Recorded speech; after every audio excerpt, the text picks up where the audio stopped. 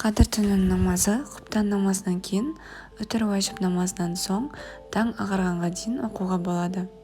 Қадір түнінің намазы 2 ракаттан 12 ракатқа дейін оқылады. Намазда Фатиха және Қадір сүрелері оқылады. Ниет.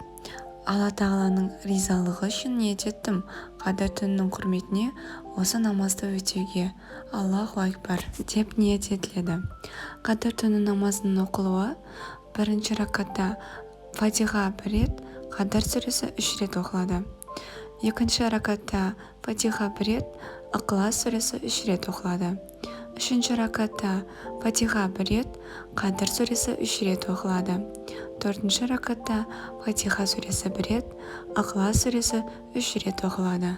Намаздан соң екі жаққа сәлем бергеннен кейін 11 рет Аллаху акбар, Аллаху акбар, ла иллаху валлаху акбар, Аллаху акбар, валиллахи хамд деп айтылады. Ең соңында 100 рет Инширах сүресі, 100 рет Қадір сүресі оқылады. Қадір сүресін білмегендерге орнына Каусар сүресін оқуға болады.